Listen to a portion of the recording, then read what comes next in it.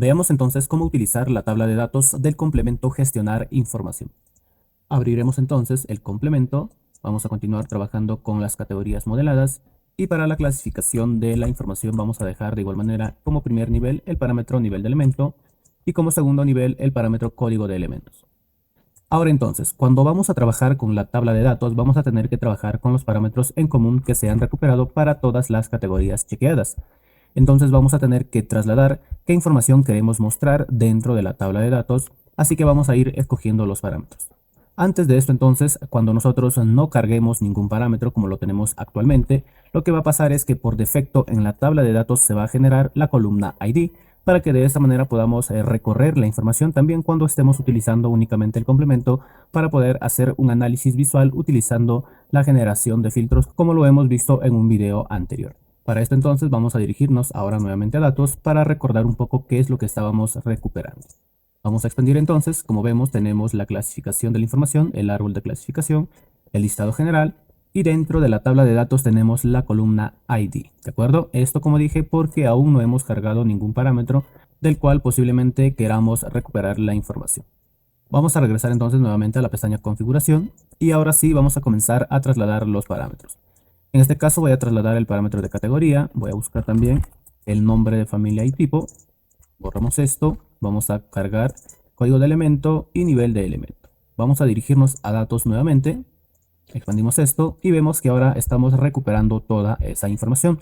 Además de eso, recalcar que cuando carguemos ya parámetros, automáticamente la columna ID va a desaparecer. Pero si quisiéramos cargar también ese dato, podemos hacerlo. Vamos a dirigirnos por acá y buscamos ID.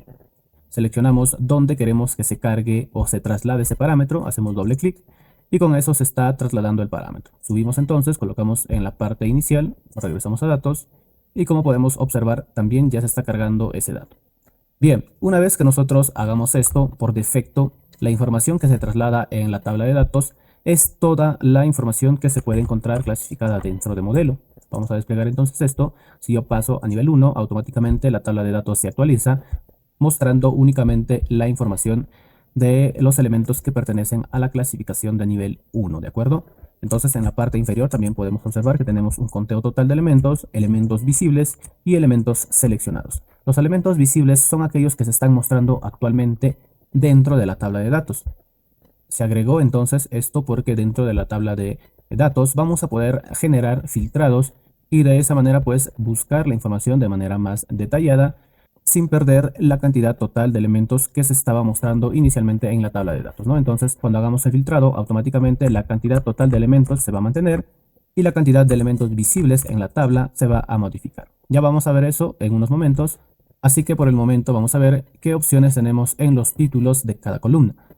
Si damos clic entonces a alguno de los títulos de la columna, por ejemplo, categoría, podrán observar que automáticamente pues la información ha sido ordenada de forma ascendente teniendo en cuenta lo que se encontraba dentro de la columna seleccionada.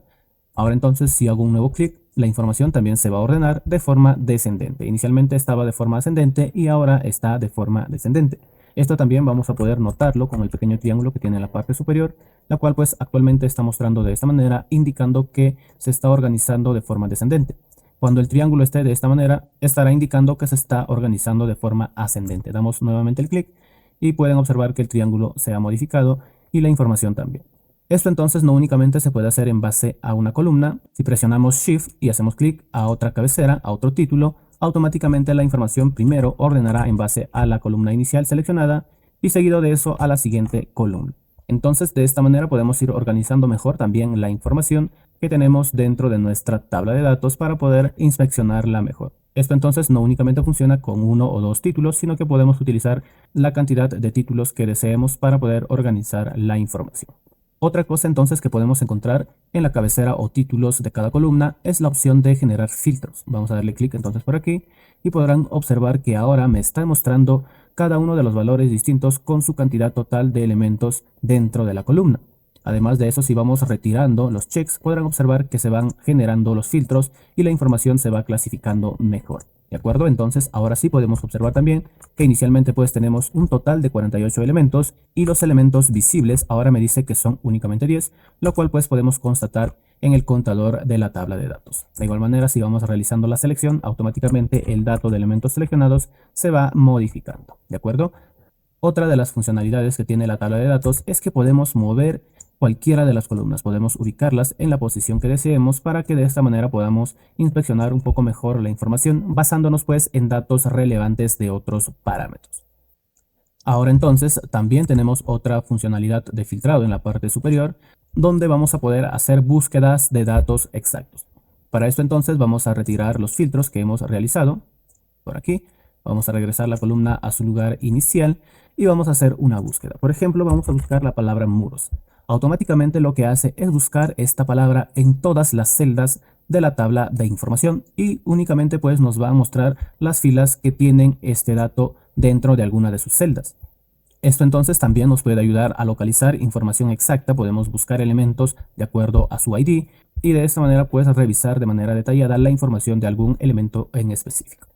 Muy bien, borramos esto entonces y ahora vamos a ver la funcionalidad que tal vez para mí es la más importante y la que más utilizo.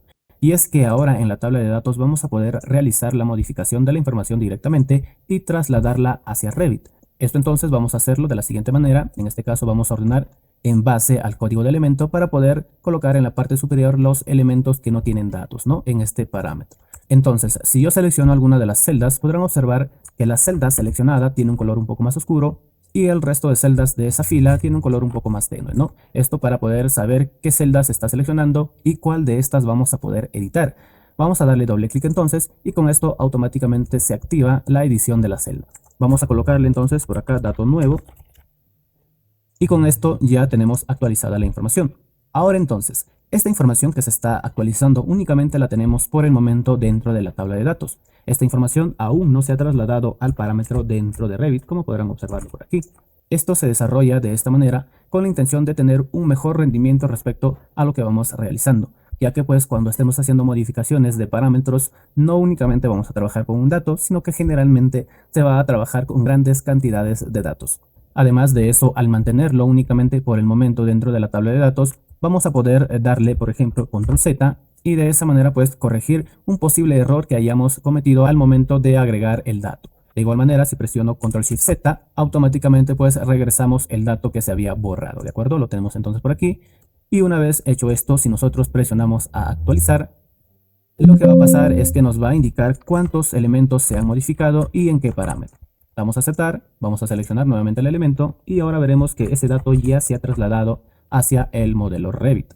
Otra de las cosas que se ha implementado para poder mantener un poco el rendimiento de nuestras máquinas es lo siguiente. Tenemos la opción de quitar la selección y zoom.